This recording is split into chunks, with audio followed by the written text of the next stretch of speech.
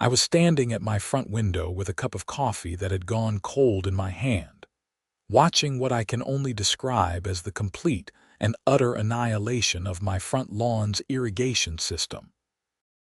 The HOA's contracted snow plow driver, apparently believing himself to be some kind of Arctic warrior, had veered off the street and carved a trench through my yard that would have made World War I soldiers feel nostalgic.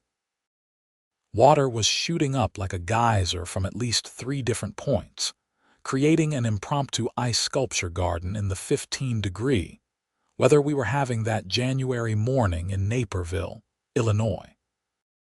My name is William Stanton, and I had lived in the Meadowbrook Estates subdivision for exactly 2 years. I bought the house after my divorce, thinking a quiet community with well-maintained streets and decent neighbors would be the perfect place to rebuild my life. I worked as a software engineer for a consulting firm in Chicago, commuting in 3 days a week and working from home the rest of the time. The house was a modest 3-bedroom colonial with a lawn I had spent considerable time and money making perfect. The sprinkler system alone had cost me $4,000 to install the previous spring. I threw on my winter coat and boots, not even bothering to tie the laces properly before I rushed outside. The cold hit me like a physical blow, but my anger kept me warm enough. The plow truck was already halfway down the street, leaving a trail of destruction behind it like some mechanical dragon. I could see my neighbor, old Mr. Patterson, shaking his head from his driveway. "William, that is just terrible," he called out. "I saw the whole thing." Driver was not paying attention at all, just plowed right through your yard like it was not even there. I knelt down in the snow, examining the damage. The main line was completely severed. 2 of the sprinkler heads had been ripped clean out of the ground, and a third was dangling by its connection pipe, spraying water in a wide arc. The valve box had been crushed entirely. This was not just a simple repair job. This was going to require a complete rebuild of at least half the system. I pulled out my phone and started taking pictures. Years of dealing with software bugs and user complaints had taught me one thing: document everything. I took photos from every angle, made sure to capture the plow's tire tracks leading from the street directly through my lawn, and even took a video of the water damage. The temperature was dropping, and I could see ice already forming around the broken pipes. First things first, I needed to shut off the water to the system. I trudged around to the side of my house where the main shut-off valve was located. My fingers were already going numb as I turned the valve clockwise until it stopped. The geysers gradually died down to trickles, then stopped entirely. At least that was one problem solved, but now I had standing water that was going to freeze solid and potentially cause even more damage. Back inside, I grabbed my laptop and pulled up the HOA contact information. The Meadowbrook Estates Homeowners Association was run by a management company called Premier Community Solutions, but the actual board consisted of 5 residents. The president was a woman named Deborah Finch, and her contact information was listed on the community website. I had met her exactly once, at a mandatory new resident orientation meeting when I first moved in. She had struck me as the type of person who enjoyed having power over others, speaking in that particular tone that suggested she was doing you a favor by explaining the rules that you were obviously too stupid to understand on your own. I dialed her number. It rang 4 times before going to voicemail. "You have reached Deborah Finch. I am unable to take your call right now. Please leave a detailed message and I will return your call at my earliest convenience. Miss Finch, this is William Stanton at 2847 Oakwood Drive. The HOA's snow plow just destroyed my sprinkler system. I have extensive damage with water shooting everywhere, and I need to speak with you immediately about getting this repaired. Please call me back as soon as possible." I left my number and hung up. 20 minutes passed, then an hour. I called again and got voicemail again. This time I was less polite. "Miss Finch, William Stanton again. This is now an emergency situation. The water damage is significant and it is freezing outside. I need to hear from you or someone from the HOA immediately." By noon, I still had not heard anything. I called Premier Community Solutions directly and got transferred 3 times before reaching someone who claimed to handle property damage issues. His name was Greg, and he sounded like he was reading from a script. "Sir, I understand your frustration, but you will need to file a formal complaint through our online portal. Once that is received, we will process it within 5 to 7 business days and determine the appropriate course of action." 5 to 7 business days. My sprinkler system is destroyed. There is water damage happening right now. The ground is going to freeze solid and make repairs even more expensive. "I understand, sir, but we have procedures that must be followed. If you will just submit the online form with supporting documentation, we will review your claim as quickly as possible." I hung up without saying goodbye.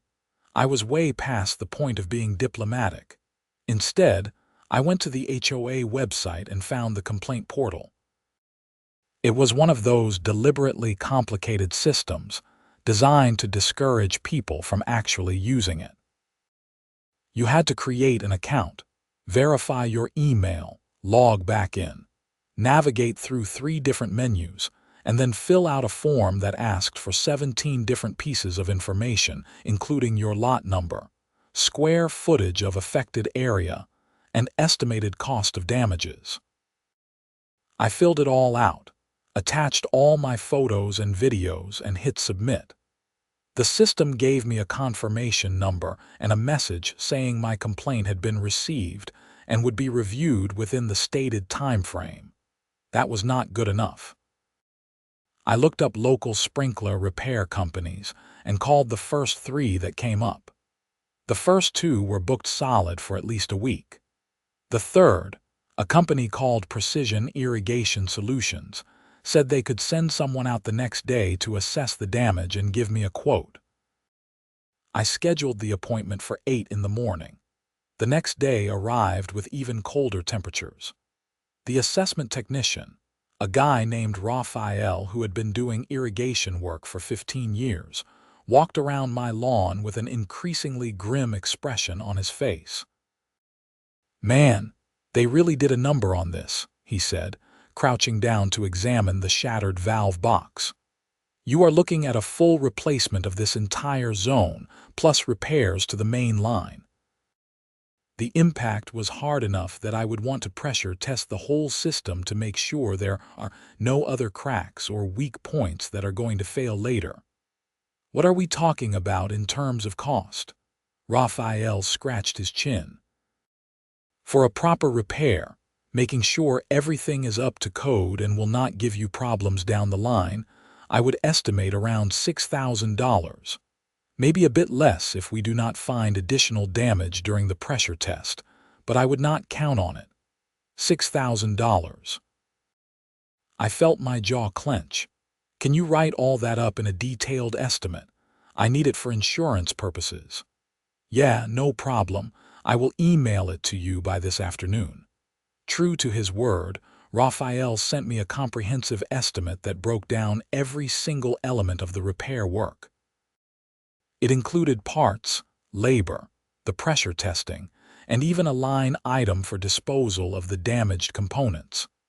The total came to $5,850. I had still not heard back from Deborah Finch or anyone else from the HOA. I called Premier Community Solutions again, and this time asked to speak to a supervisor. After being on hold for 12 minutes listening to tinny classical music, a woman named Patricia came on the line. "Mr. Stanton, I have reviewed your complaint submission." I want to assure you that we take these matters very seriously. However, we need to conduct our own investigation before we can accept liability for any damages. We will be sending our own inspector to assess the situation. When? We will need to schedule that. Our inspector is available next Thursday. Next Thursday? That is almost 2 weeks away. The damage is happening now. I already have water damage and the ground is freezing. I understand your concern, Mr. Stanton, but we must follow proper procedures. In the meantime, you are welcome to make temporary repairs at your own expense to prevent further damage. You can submit those receipts for potential reimbursement pending the outcome of our investigation. This was bureaucratic nonsense at its finest. They knew exactly what had happened. There were tire tracks leading directly from the street through my lawn to the destroyed irrigation system. But they were going to drag their feet and hope. I either gave up or settled for some insulting lowball offer. I decided to take a different approach. I called my homeowner's insurance company. My agent, a straightforward guy named Tom who I had worked with for years, listened to my explanation. "William, here is the thing. This kind of damage is usually covered under your policy, but you have a $1,000 deductible. More importantly, this was caused by a third party, the HOA's contractor. You have the right to pursue them directly for the full amount without involving your insurance at all. In fact, I would recommend doing that first.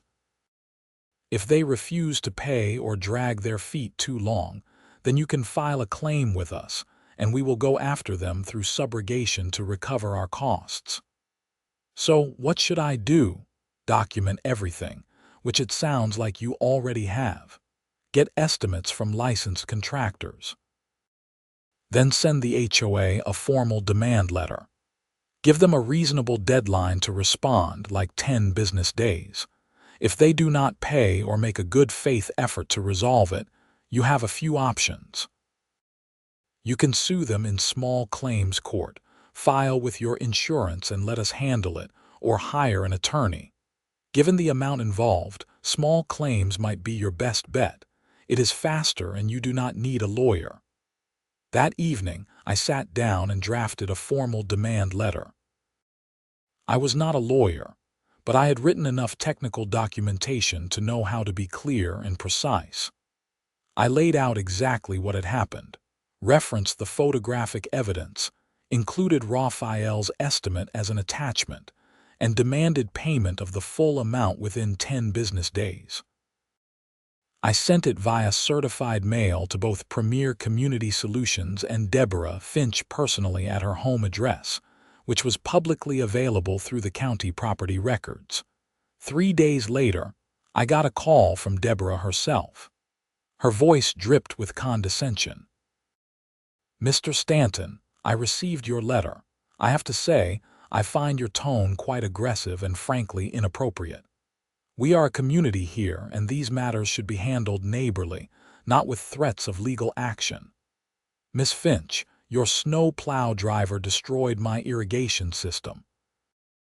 I have tried to handle this through proper channels. I filed a complaint through your system and have heard nothing but excuses and delays. I need this repaired, and I need the HOA to pay for the damage your contractor caused." Well, first of all, we have not yet established that our contractor was actually at fault. There could be any number of reasons why your sprinkler system failed. Perhaps it was not installed correctly in the first place. Perhaps there was a freeze-related issue. We simply cannot take your word for it that our driver was responsible. I could not believe what I was hearing. There are tire tracks leading from the street directly through my lawn to the damaged area. My neighbor witnessed it.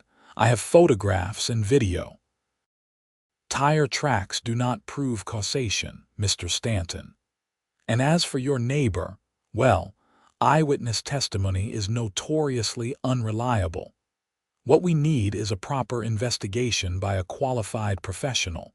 We have scheduled our inspector for next Thursday, as you were informed. Until that inspection is complete and we have determined the actual cause of the damage, we cannot and will not accept any liability.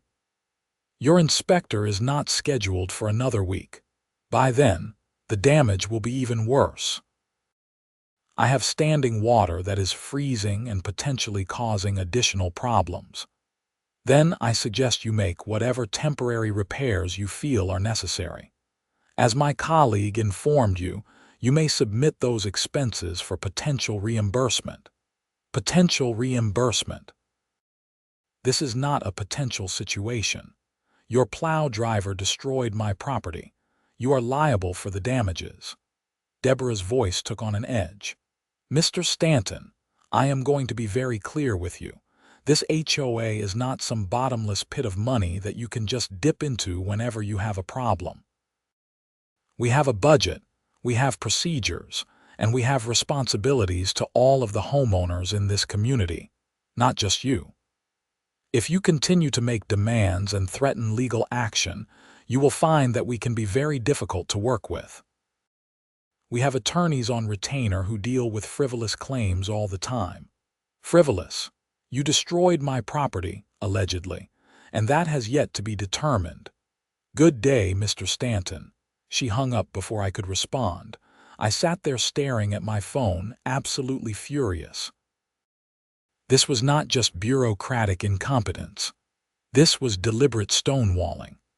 They knew they were liable, but they were going to make it as difficult as possible in the hopes that I would just give up or accept whatever minimal settlement they eventually offered. I called Raphael back. I need you to do the repairs now. Send me the invoice and I will pay it directly. The HOA is refusing to handle this in a reasonable time frame.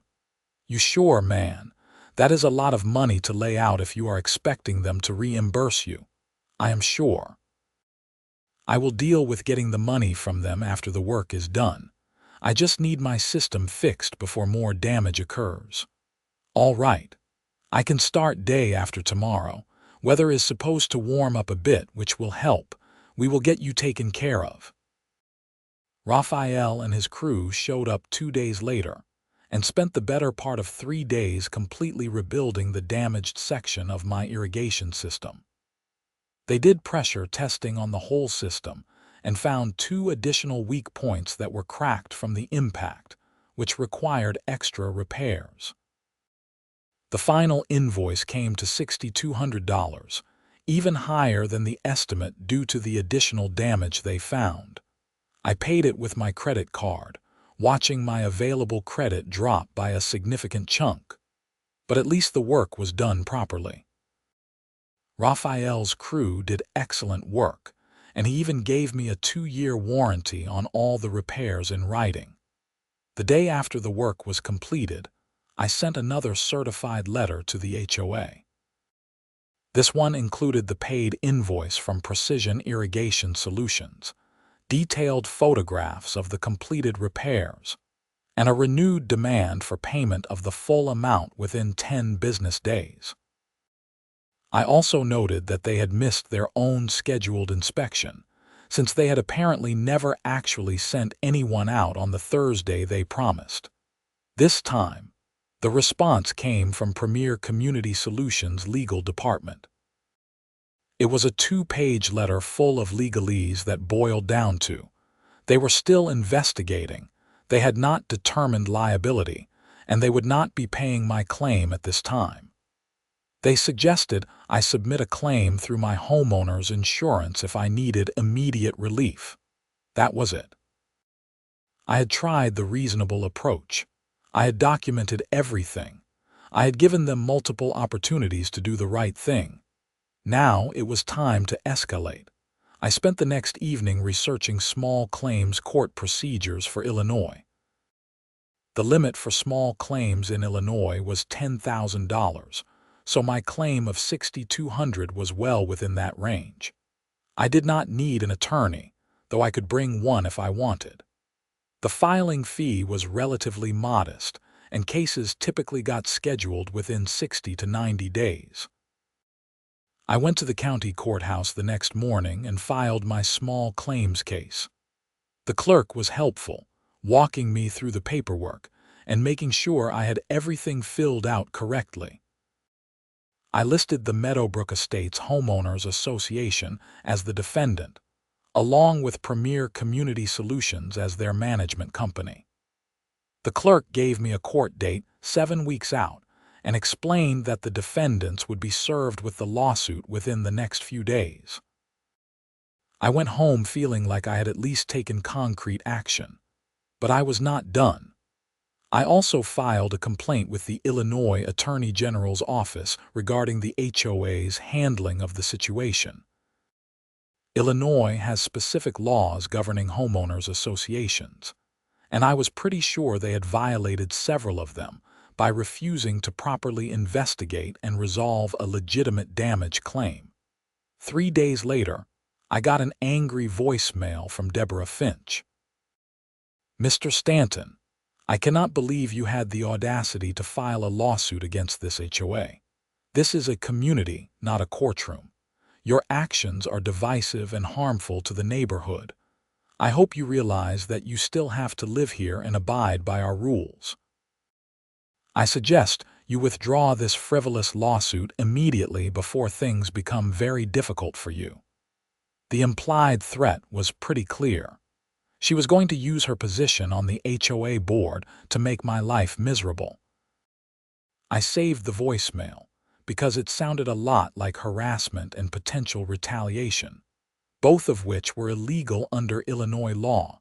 Sure enough, within a week, I received a violation notice from the HOA. Apparently, my trash cans were visible from the street, which violated Section 7.3 of the Community Covenants. Never mind that I had placed them in the exact same spot every week for 2 years without a single complaint. I also got dinged for having a small patch of discolored grass in my front lawn, which was a direct result of the sprinkler system damage and subsequent repairs.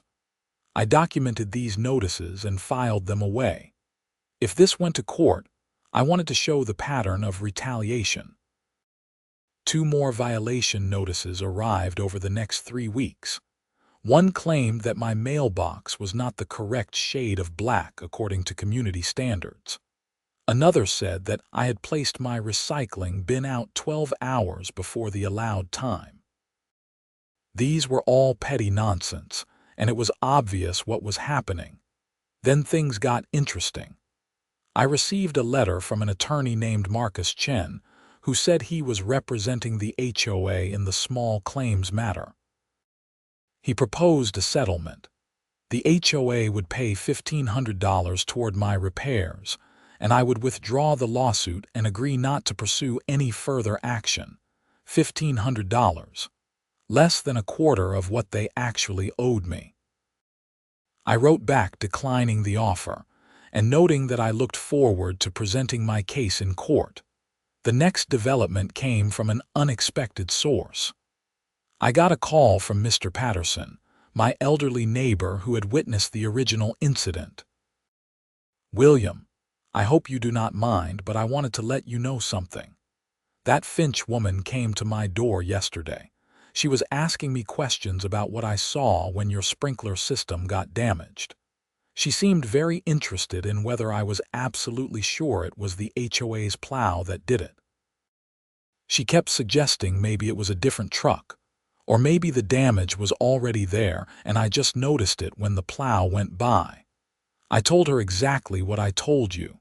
I saw the whole thing clear as day. That Plow driver came right through your yard and tore everything up." "Thank you for being honest with her, Mr. Patterson." "Well, here is the thing. After I would not change my story, she got a bit nasty. Started asking me if I was aware that my front porch railing was not up to code according to the HOA standards. I have lived in this house for 32 years, William. That railing has been there since the day I moved in. Never had a problem until now.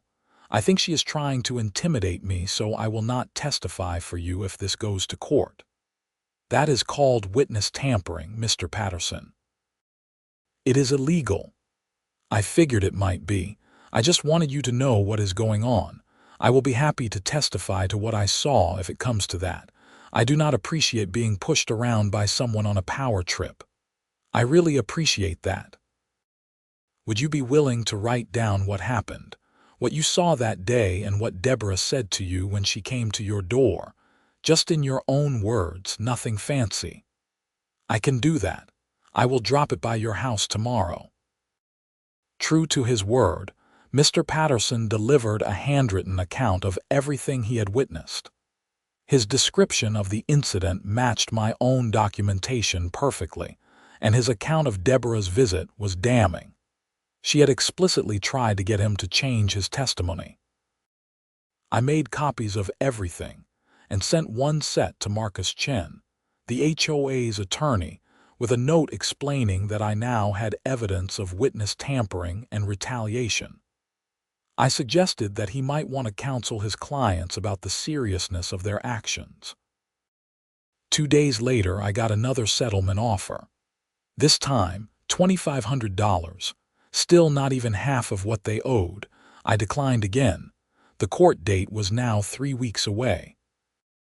I had prepared a comprehensive presentation of my case, with printed photographs, the paid invoice, Raphael's written statement about the cause of the damage, Mr. Patterson's witness account, and a timeline of all my attempts to resolve this reasonably before filing suit. I also included evidence of the HOA's retaliatory actions, including all the violation notices I had received only after filing the lawsuit. 1 week before the court date, I got a call from Marcus Chen himself. Mr. Stanton, I have reviewed all the evidence in this case, and I have had several frank conversations with my clients. I want to be direct with you. You have a very strong case. The evidence clearly shows that the HOA's contractor caused the damage, and the documentation of your attempts to resolve this reasonably is compelling. Additionally, the apparent retaliation and witness tampering issues are concerning. I appreciate your honesty. I have a new settlement proposal for you. The HOA will pay the full amount of your invoice, $6,200, plus an additional $500 to cover your filing fees and time. In exchange, you withdraw the lawsuit and agree not to pursue any further legal action related to this specific incident. However, I have also advised my clients that all of the violation notices issued to you since the filing of the lawsuit will be withdrawn and expunged from your record. Additionally, Ms. Finch has agreed to recuse herself from any HOA matters involving your property going forward. Now we were getting somewhere. Will this be in writing as part of the settlement agreement? Absolutely. Everything I just described will be spelled out in detail in the settlement document. You will have time to review it before signing. And the payment? How will that work? The HOA will provide a cashier's check for the full amount of $6,700 at the time of signing. The settlement will include a mutual release, but only concerning this specific incident. You will retain the right to pursue any other legitimate complaints or claims in the future. I thought about it for a moment. This was actually a good offer. I would get my full money back, plus a bit extra for my trouble. The retaliatory violations would be erased, and Deborah would be kept away from any decisions involving my property.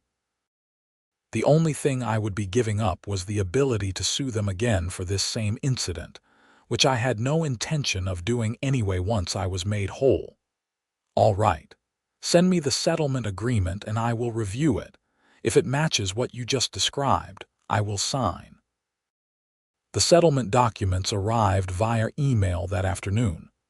I read through them carefully, and they did indeed spell out everything Marcus Chen had promised. I signed them, scanned them back, and 2 days later received a cashier's check for $6,700. I deposited the check and paid off my credit card. I was back to even, plus $500 for my trouble. More importantly, I had stood up to the HOA's bullying tactics and won, but the story did not end there. About 2 weeks after the settlement, I got a call from an investigator with the Illinois Attorney General's office. Her name was Linda Marshall, and she was following up on the complaint I had filed. "Mr. Stanton, I understand you recently settled a lawsuit with the Meadowbrook Estates HOA regarding property damage. Can you tell me about the circumstances leading up to that?" I walked her through everything. The initial damage, the HOA's refusal to take responsibility, the retaliation, the witness tampering, all of it. This is very helpful. I want you to know that we have received multiple complaints about Premier Community Solutions and specifically about their handling of damage claims. There appears to be a pattern of denying legitimate claims, dragging out investigations, and retaliating against homeowners who push back. Your case is consistent with what we are seeing elsewhere. So, what happens now? We are conducting a formal investigation into their business practices. If we find violations of Illinois HOA law or consumer protection statutes, we can take enforcement action. That might include fines, required changes to their procedures, or even recommending that certain HOAs switch to different management companies. I may need to follow up with you for additional information, but I wanted to let you know that your complaint is being taken seriously. I am happy to help however I can. Over the next few months, things in the neighborhood gradually return to normal. I did not receive any more bogus violation notices. I saw Deborah Finch around the neighborhood occasionally, and she pointedly ignored me, which was fine by me. Mr. Patterson told me that the HOA had quietly dropped any issues with his porch railing. Then, about 4 months after my settlement, something interesting happened. I got a notice that there would be a special meeting of the HOA to discuss changing management companies. Apparently, the Illinois Attorney General's investigation had found significant problems with Premier Community Solutions practices, not just with our HOA but with several others they managed. The AG's office had issued a report recommending that homeowner associations reconsider their relationships with the company. At the meeting, which I attended along with probably 60 other homeowners, representatives from 3 different management companies made presentations about their services. The contrast with Premier Community Solutions was stark. These companies talked about responsive service, transparent communication, and treating homeowners as customers rather than as problems to be managed. During the question and answer session, I raised my hand. I had a situation earlier this year where the HOA's snow plow contractor damaged my property. The management company made it extremely difficult to get the issue resolved. Can you talk about how your company handles property damage claims?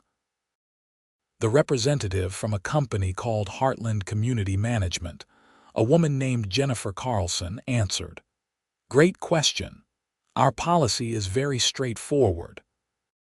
If one of our contractors causes property damage, we document it immediately, get multiple estimates from qualified repair companies, and process the claim through our insurance within 7 to 10 business days. We understand that these are people's homes and they deserve prompt, professional service. We also have a direct escalation path where any homeowner can reach a senior manager within 24 hours if they are not satisfied with how their issue is being handled." The room buzzed with approving murmurs. Other homeowners started asking questions about various frustrations they had experienced with Premier Community Solutions. It turned out I was not the only one who had problems with them. At the end of the meeting, the HOA board called for a vote on whether to terminate the contract with Premier Community Solutions and hire Heartland Community Management instead. The vote was nearly unanimous. Only Deborah Finch and one other board member voted to keep Premier Community Solutions. 2 weeks later, there was another special meeting to elect new HOA board members. Deborah Finch had announced she was stepping down as president, though the rumor was that she had been given the choice to resign or face a recall vote. I did not run for the board myself, but several reasonable-sounding people did, including a retired teacher named Paul, a local business owner named Michelle, and an engineer named Tom. All three of them got elected, along with two others who seemed competent and level-headed. The new board's first action was to formally apologize to several homeowners who had been on the receiving end of the previous administration's retaliatory tactics. They also announced a comprehensive review of all HOA rules and enforcement practices to make sure they were reasonable and consistently applied. As for my sprinkler system, it worked perfectly when spring came around. Raphael's crew had done excellent work, and everything functioned exactly as it should. My lawn came back beautifully once the growing season started. One Saturday morning in May, I was outside doing some yard work when Mr. Patterson walked over. "Your lawn looks great, William. That new sprinkler system is working out well." "It is. I am glad I had it done right. You know, I have been thinking about what happened. A lot of folks in the neighborhood are grateful you stood up to Deborah and that management company. Things are a lot better now with the new board and the new management. You took a lot of grief for pushing back, but it made a difference. I appreciate that. I just wanted what was fair. I did not set out to change the whole HOA, but I am glad things worked out the way they did." "Well, you have my thanks. And if you ever need someone to testify to anything again, you know where to find me." I laughed. "Hopefully, it will not come to that, but I will keep it in mind." As I went back to my yard work, I reflected on how the whole situation had unfolded. I had spent 2 years trying to keep my head down and avoid conflict in this neighborhood. I had paid my dues, followed the rules, and tried to be a good neighbor. But when the HOA's contractor damaged my property and they refused to take responsibility, I had no choice but to fight back. The thing that struck me most was how broken the system had been. Premier Community Solutions had no incentive to provide good service or resolve problems fairly. They made more money by dragging things out and stonewalling legitimate claims. Deborah Finch had been more interested in wielding power than in serving the community. The whole setup was designed to frustrate homeowners into giving up on their legitimate grievances. But by documenting everything, following proper procedures, and being willing to take it to court if necessary, I had not only gotten my own problem solved, but had helped shine a light on a much bigger issue.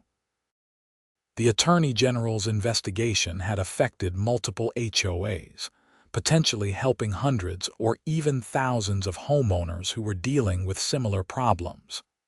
A few weeks later, I ran into Jennifer Carlson from Heartland Community Management at the grocery store. She recognized me from the HOA meeting. "Mr. Stanton, I wanted to thank you.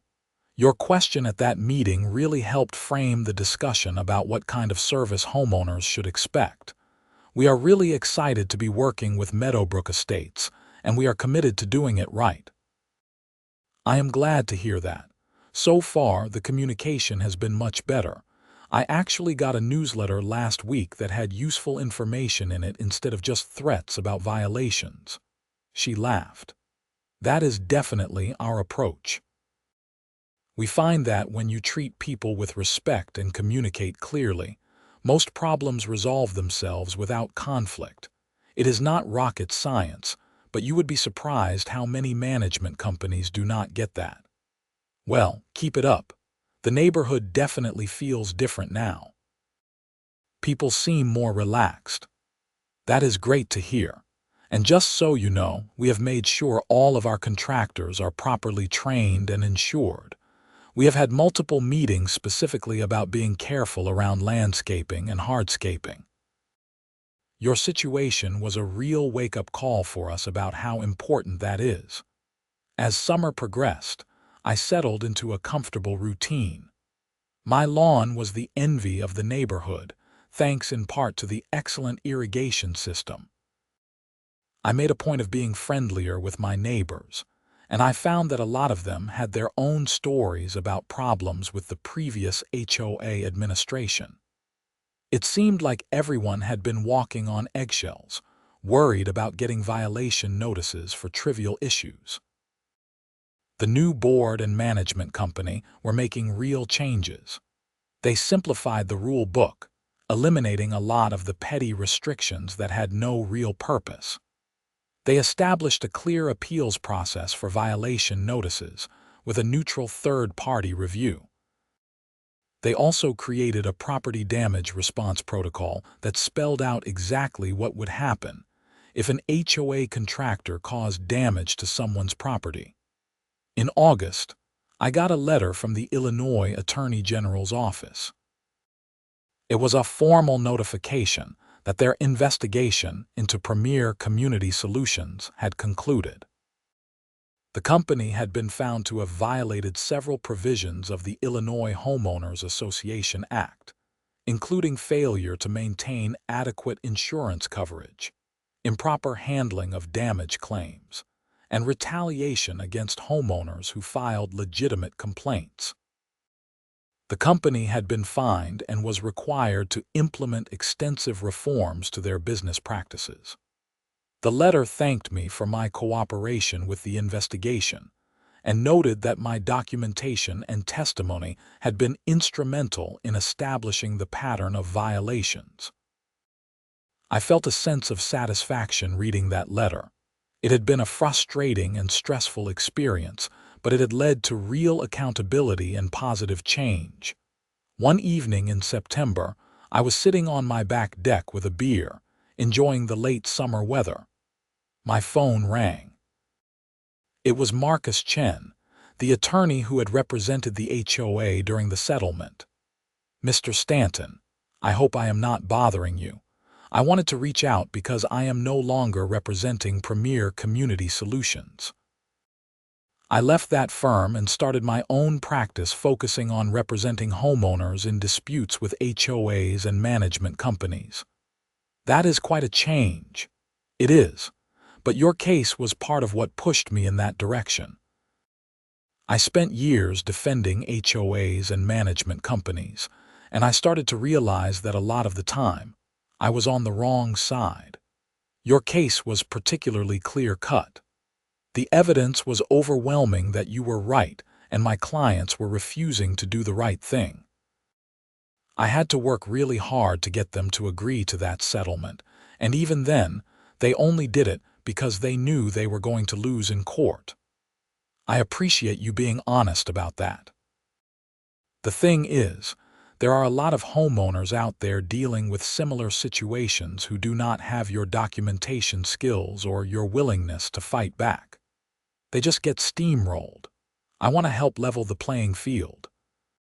So I am calling to let you know that if you ever need legal advice related to HOA issues, or if you know anyone else who does, I am here and I am on the homeowner's side now.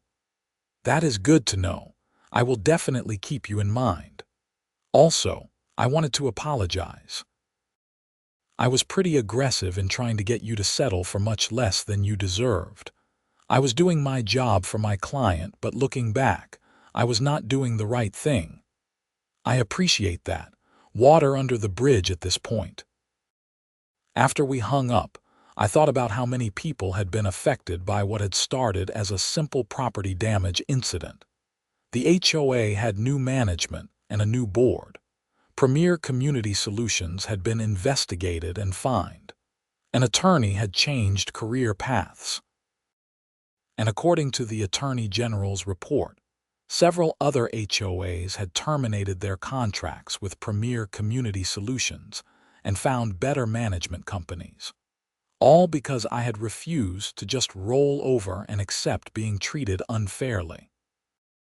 As fall arrived and I started thinking about winterizing my irrigation system, I made sure to hire Raphael to come out and do it properly. He showed up on a crisp October morning with his usual good attitude. "System still running good?" he asked. "Perfectly. Your crew did great work. I am glad.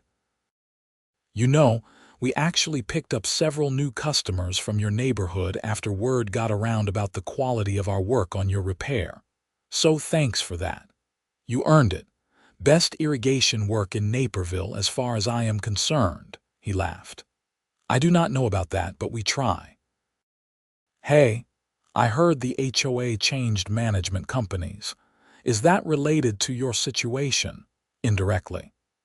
The old management company had problems with a lot of homeowners, not just me, but my case helped bring attention to the issues.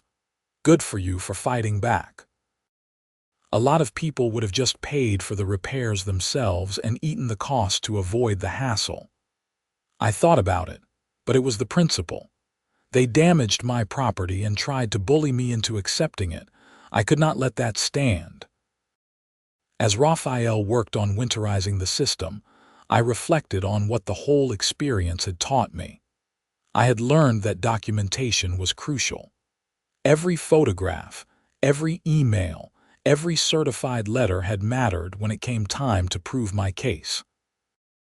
I had learned that bureaucratic stonewalling is often a deliberate tactic to wear people down, and that the only way to overcome it is to be persistent and willing to escalate.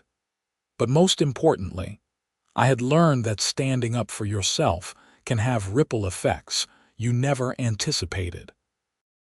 I had not set out to reform the HOA, or get a management company investigated, or inspire an attorney to change career paths. I had just wanted my sprinkler system fixed and the responsible party to pay for it. But by refusing to back down, by following through on my complaint to the Attorney General, and by being willing to take the case to court if necessary, I had helped create positive change for a lot of people. In December, just as the anniversary of the original incident was approaching, I got a letter from the new HOA board. It was a formal notice about winter snow removal procedures. The letter emphasized that all contractors had been thoroughly trained on proper plowing techniques. It included specific instructions to avoid driveways, landscaping, and irrigation system components. It also provided a direct phone number and email address for reporting any damage, with a promise of a response within 24 hours. "This is your home and we are here to serve you, not to create obstacles." I read that section twice. It was such a stark contrast to how things had been handled just a year earlier. This was what competent, respectful management looked like. When the first real snowstorm of the season hit in January, I watched from my window as the plow trucks made their way through the neighborhood. They were careful and professional, staying well clear of lawns and landscaping. The driver working our street even got out of his truck at one point to move a garbage can that was too close to the road, rather than just plowing around it and potentially clipping it. No geysers. No destroyed irrigation systems. No water damage. Just cleared streets and undamaged property. It was such a simple thing, but it had taken a lawsuit and an attorney general investigation to make it happen. Mr. Patterson called me that evening. "Did you see how careful that plow driver was today? Night and day difference from last year." I did see that. It is amazing what happens when people are properly trained and held accountable. My grandson wants to write a school report about what happened with you and the HOA. Would you be willing to talk to him about it? He is studying civics and government, and his teacher said it would be a good real-world example of how regular people can create change. Sure, I would be happy to talk to him. A few days later, Mr. Patterson's grandson, a high school junior named Kyle, came over with a notebook full of questions. He was earnest and clearly interested in the topic. "So, Mr. Stanton, Why did you decide to fight the HOA instead of just paying for the repairs yourself? Well, Kyle, it was not really about the money, although that was significant. It was about the principle. When someone damages your property, they have a responsibility to make it right. The HOA's contractor damaged my irrigation system, but the HOA was refusing to take responsibility. They were trying to make it my problem. If I had just paid for it myself, I would have been rewarding their bad behavior and making it more likely they would treat the next person the same way. But was not it really stressful to sue them? It was. There were times I questioned whether it was worth the hassle, but I had documentation on my side, and I knew I was right. Sometimes you have to stand up for yourself, even when it is uncomfortable. What would you say to someone else who is having a problem with their HOA? Document everything. Take photos, save emails, keep records of every conversation. Follow the proper procedures, even if you think they are bureaucratic nonsense. Give them a chance to do the right thing. But if they refuse, do not be afraid to escalate. File complaints with the appropriate government agencies. Take them to small claims court if necessary. The system exists to protect your rights, but you have to be willing to use it. Kyle scribbled notes furiously. My teacher said that most people do not fight back when they are treated unfairly because it is too much work. But you did. Why? I thought about that for a moment.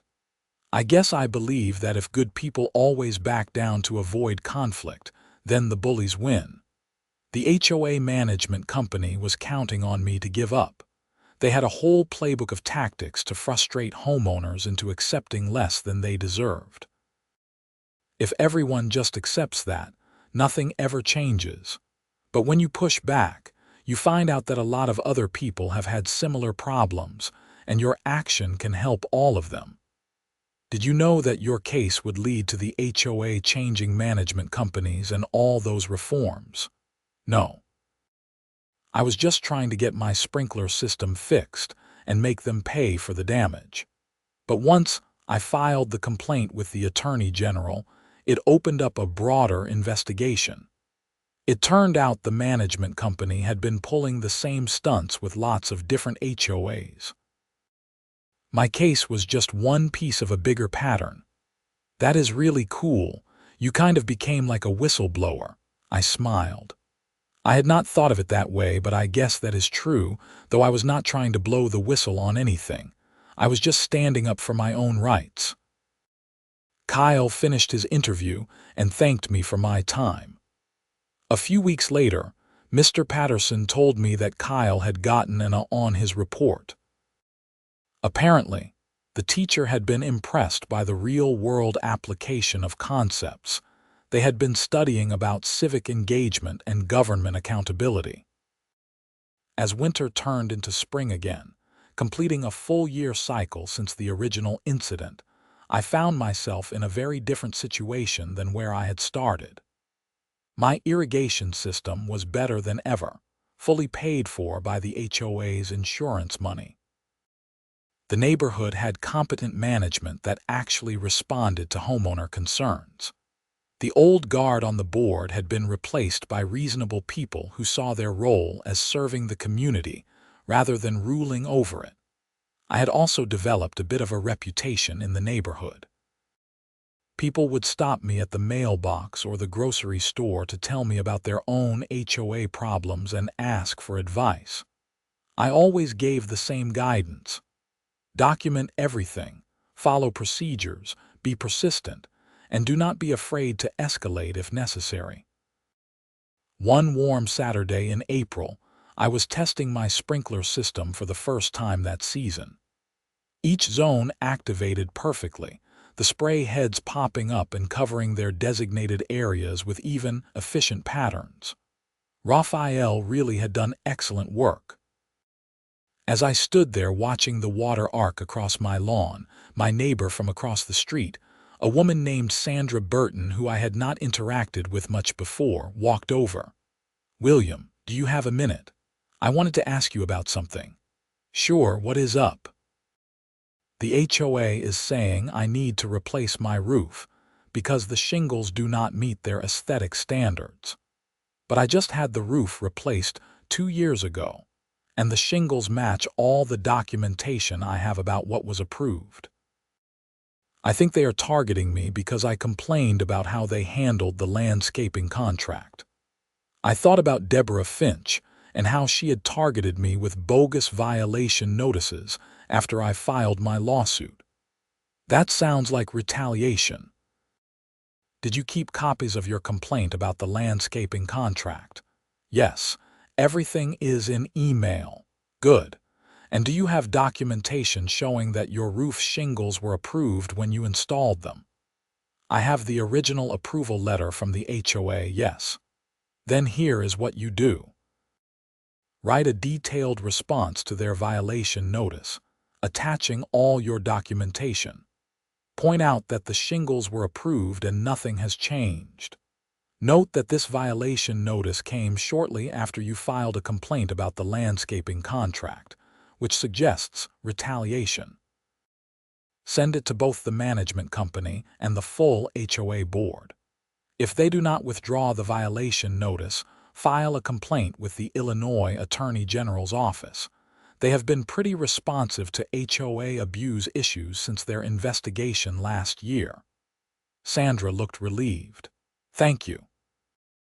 I was so worried about having to replace a perfectly good roof just because someone on the board does not like me. You should not have to. The new management company is supposed to be better about this stuff, but it is good to document the retaliation angle just in case. If you need help with any of it, let me know. Over the next few weeks, I heard that Sandra's situation had resolved quickly. When she sent her detailed response pointing out the documentation and the potential retaliation, the HOA board had gotten involved directly. The violation notice was withdrawn with an apology, and there was apparently a pretty stern conversation between the board and whoever had issued the notice in the first place. It seemed like the reforms were taking hold, but it still required vigilance. People still needed to be willing to push back when they were treated unfairly. In May, I got an invitation to attend a regional meeting of HOA board members and management companies. The Illinois Attorney General's office was presenting updated guidelines for HOA governance and dispute resolution. They specifically wanted homeowners who had been involved in disputes to attend and share their perspectives. I took a day off work and drove to the conference center in Springfield. There were probably 200 people in attendance, a mix of HOA board members, management company representatives, and homeowners. The Attorney General herself, a sharp woman named Teresa Ramirez, gave the keynote address. Homeowners associations serve an important function in maintaining property values and community standards, she began. But too often, they have operated with insufficient oversight and accountability. Over the past year, my office has investigated dozens of complaints about HOA management practices. We have found patterns of abuse, retaliation, improper handling of funds, and violations of homeowner rights. Today, we are announcing enhanced guidelines and enforcement mechanisms to address these issues. She went on to outline new requirements for management companies, including mandatory training, stricter insurance requirements, and faster response times for property damage claims. She also discussed new protections for homeowners, including penalties for retaliatory enforcement and clearer appeals processes. During the breakout session on property damage claims, they asked me to speak about my experience. I stood up in front of about 50 people and walked them through what had happened. From the moment I watched the Plow destroy my irrigation system to the eventual settlement, and the broader changes that followed. When I finished, a management company representative raised his hand. Mr. Stanton, with all due respect, is not this just making it harder for HOAs to operate? Every minor complaint could turn into a lawsuit or an attorney general investigation. How are we supposed to manage communities efficiently if we are constantly worried about homeowners fighting back? I looked at him for a moment before responding. If you are providing good service and treating homeowners fairly, you have nothing to worry about. My complaint only became a lawsuit because the management company stonewalled me for weeks and then tried to retaliate against me when I pushed back. If they had simply documented the damage, gotten an estimate, and processed the insurance claim like they should have, none of the rest would have happened. The new guidelines are not about making it harder to operate. They are about holding HOAs and management companies to basic standards of accountability. Several people in the audience applauded. A woman sitting in the front row, who had identified herself earlier as an HOA board president, spoke up. "I think Mr. Stanton is exactly right. We switched management companies last year for similar reasons to what he described. Our new management company has no problem meeting these standards because they were already operating that way. The only people who should be worried about stricter guidelines are the ones who are cutting corners or mistreating homeowners." The conversation continued for another 30 minutes, but I felt like an important point had been made. Accountability was not an unreasonable burden. It was just basic professional responsibility. As I drove home that evening, I thought about how far things had come in just over a year. What had started as a destroyed sprinkler system had turned into a broader movement for HOA reform. The Attorney General's office was engaged, new guidelines were being implemented, bad management companies were being held accountable, and homeowners were learning that they had rights and could enforce them. When I got home, I found a package waiting on my front porch. It was from Raphael at Precision Irrigation Solutions. Inside was a nice thank you card and a gift certificate to a local restaurant. The card read, "Thanks for the referrals and for being a great customer. Your sprinkler system should give you years of trouble-free operation. And thanks for making a difference in the community. Word has gotten around about what you did, and I think it has made contractors more careful and HOAs more accountable. That is good for everyone." I smiled reading that. It was nice to be appreciated, but more than that, it was gratifying to know that the whole ordeal had led to positive change. That weekend, the new HOA board held its first annual community meeting under the reformed structure. They invited all homeowners to attend, provided refreshments, and created an open forum for questions and concerns. I attended along with probably 100 other residents. The new board president, Paul Richards, opened the meeting with a frank acknowledgement of the past. "We know that many of you have had frustrating experiences with HOA management in the past. The previous board and management company did not always operate with the transparency and accountability that you deserved. We are committed to doing better. Our goal is to maintain property values and community standards while treating every homeowner with respect and fairness." He went on to outline the changes that had been made, including the new management company, simplified rules, clearer enforcement procedures, and better communication. He also announced that the HOA was in the best financial shape it had been in years, because the new management company had negotiated better rates with vendors and eliminated several questionable expenses that had been padding the budget. During the question and answer session, someone asked about what would happen if an HOA contractor damaged someone's property. Paul did not hesitate. "We have a clear protocol now. Immediate documentation, rapid engagement of repair contractors, and quick processing of insurance claims. The goal is to resolve these situations within 7 to 10 business days. We have excellent insurance coverage, and our contractors are bonded and insured as well. If something goes wrong, we fix it quickly. That is just basic responsibility. Another person asked about violation notices and appeals.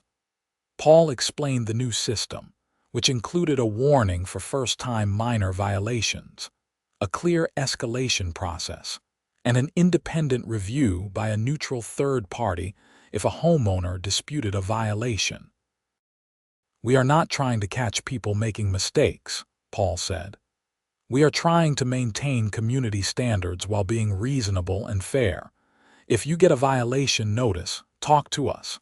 Most issues can be resolved with a simple conversation." The meeting wrapped up with Paul thanking everyone for attending and encouraging them to stay engaged with the HOA. "This is your community.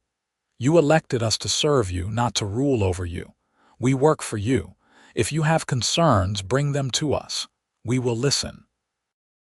As people filtered out of the meeting, several neighbors came up to thank me personally for what I had done. It was a little embarrassing, but also gratifying to know that my willingness to fight back had helped create this better environment. That summer was peaceful and uneventful in the best possible way.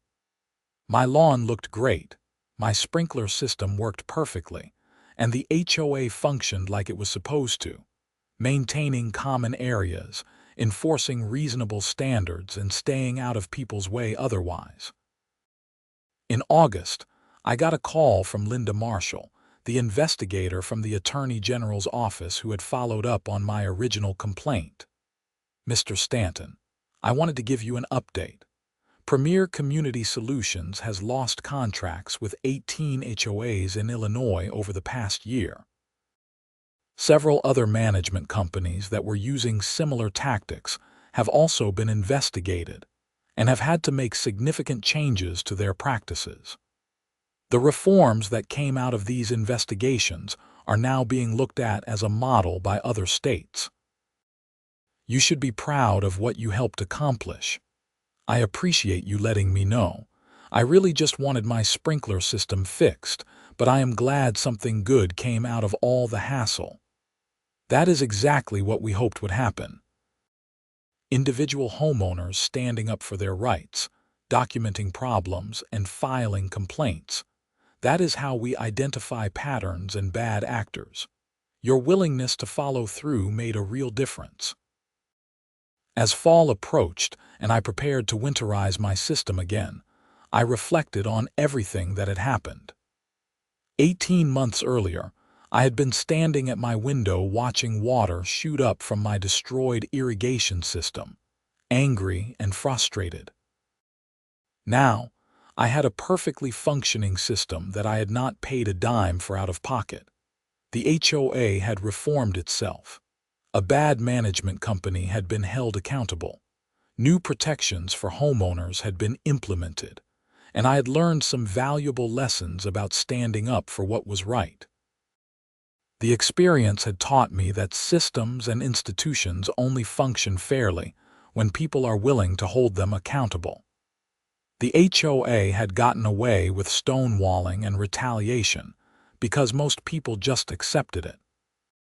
By refusing to back down, by documenting everything, and by escalating through the proper channels, I had not only solved my own problem, but had helped fix a broken system. As I watched Raphael winterize my irrigation system that October, I felt genuinely satisfied with how everything had turned out. Yes, it had been stressful and frustrating at times. Yes, I had spent hours documenting, filing complaints, preparing for court, and dealing with bureaucratic nonsense. But in the end, justice had prevailed. The responsible party had paid for the damage they caused. Bad actors had been held accountable, and positive change had rippled out far beyond my own situation. "All set for winter," Raphael said as he finished up. "You should not have any problems. This system is rock solid." "Thanks, Raphael. I appreciate all the great work you have done." "Thank you for the business. And seriously, thank you for fighting back against that HOA. A lot of my contractor friends have told me that HOAs are being more reasonable now, more willing to work with us if something goes wrong accidentally. Before, they would deny everything and try to blame us. Now, there is actual accountability. That makes our jobs easier and safer. As I watched him drive away, I realized that was really the core of the whole thing: accountability. When people and organizations are held accountable for their actions, they behave better. When they can act with impunity, many of them will abuse that power. My situation had been a small example of that dynamic, but the lessons were universal. That evening, I sat on my back deck with a beer, looking out at my yard. The grass was starting to go dormant for winter, but it still looked healthy and well maintained. The irrigation system that had been destroyed by the HOA's Plow was now better than it had ever been, fully upgraded and professionally installed, all paid for by them. I had not set out to be a crusader or a whistleblower. I had just wanted what was fair. But by standing up for myself, I had helped create positive change for hundreds of other homeowners. It was a good reminder that individual actions matter, that refusing to accept injustice can make a real difference, and that the systems of accountability we have in place actually work when people are willing to use them. As winter settled in and the snow began to fall again, I watched from my window as the plow trucks carefully cleared the streets, staying well clear of lawns and landscaping. No geysers, no destruction, just professional service done right. It was such a simple thing, but it had taken a lot of work to get here, and it was worth it.